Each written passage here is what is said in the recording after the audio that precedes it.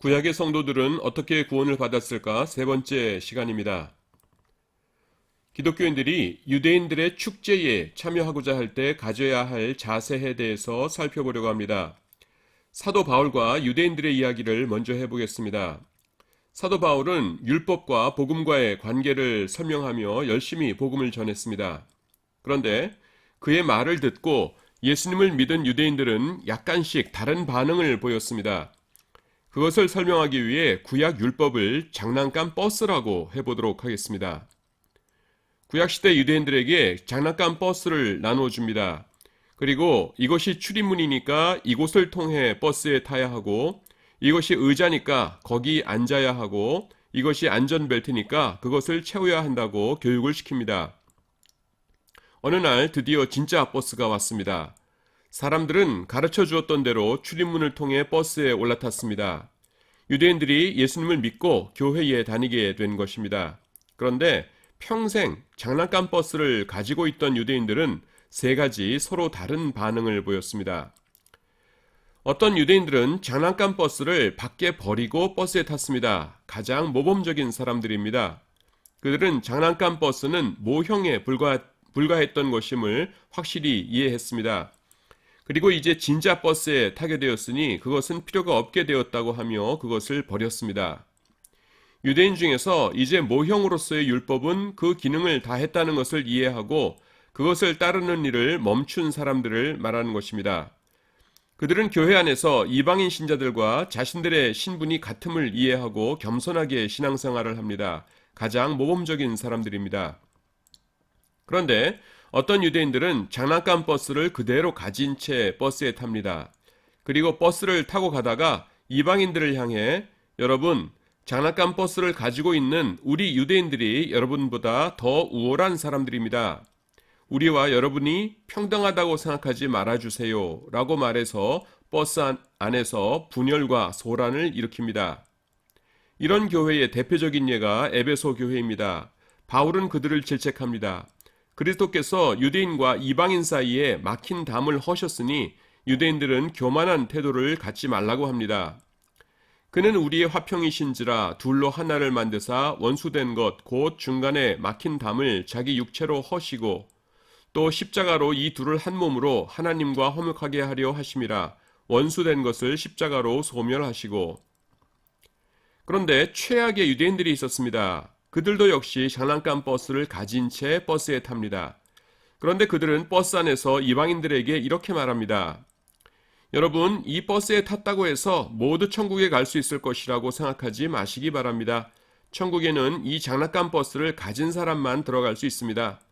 그러니 지금 장난감 버스가 없으신 분들은 휴게소에서 버스가 섰을 때 가게에 가셔서 꼭 장난감 버스를 구입하시기 바랍니다. 예수님을 믿으면서도 구약의 율법들을 준수해야 천국에 갈 수 있다는 말입니다. 이것은 갈라디아서의 상황입니다. 바울이 갈라디아 지역의 이방인들에게 전도를 해서 교회를 세우고 다른 곳으로 떠났습니다.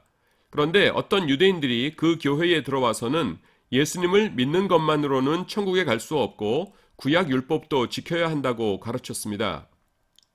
그러자 갈라디아 교인들은 혼란에 빠졌습니다.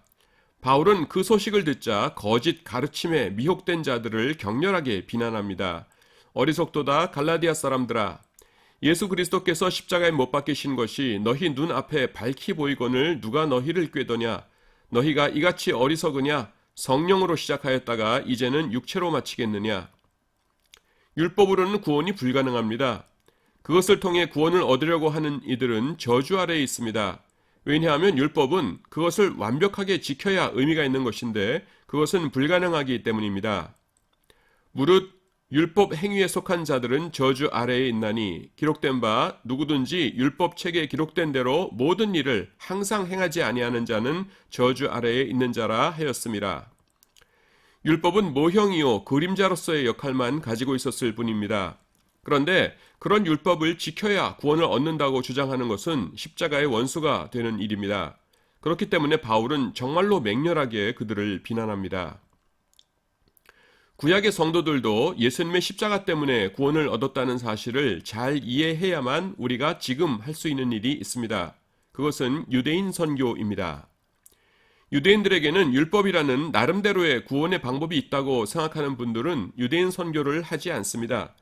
유대인들에게 굳이 예수님의 십자가를 전할 필요를 느끼지 못하는 것입니다. 그러나 구약의 성도들도 예수님의 십자가 덕분에 구원을 얻었습니다. 그러므로 지금의 유대인들에게도 예수 그리스도를 전해야 합니다. 그들의 조상들도 예수님 때문에 구원을 얻었고 지금 그들도 예수님을 믿어야 구원을 얻는다고 전해야 합니다. 기독교인들 중에서 유대인들의 절기 때 이스라엘에 찾아가서 그들의 행사에 참여하는 분들이 있습니다. 그분들의 동기에 따라 우리의 평가가 달라져야 할 것입니다. 첫째는 단순히 유대인들과 교제를 하여 친분을 쌓은 후 그 관계를 통해 그들에게 복음을 전하려고 하는 분들이 있을 것입니다. 이것은 전혀 문제될 것이 없는 좋은 자세입니다. 둘째, 혹시 이스라엘에 찾아가서 절기에 함께 참여함으로써 자신들이 다른 기독교인들보다 우월하다는 생각을 가진 분들이 있을지 모르겠습니다. 이것은 위에 설명한 에베소서의 경우입니다. 비판을 받아야 합니다. 셋째, 그런 분이 없기를 바라지만 만약 예수님을 믿는 것만으로는 부족하고 이렇게 유대인들의 축제에 참여해야 천국에 갈 수 있다고 주장하는 분들이 있다면 그것은 갈라디아서의 경우입니다. 엄중한 질책을 받아 마땅한 일입니다. 유대인들도 예수님 없이는 구원을 얻을 수 없습니다. 우리는 그들에게도 힘써 복음을 전해야 합니다. 감사합니다.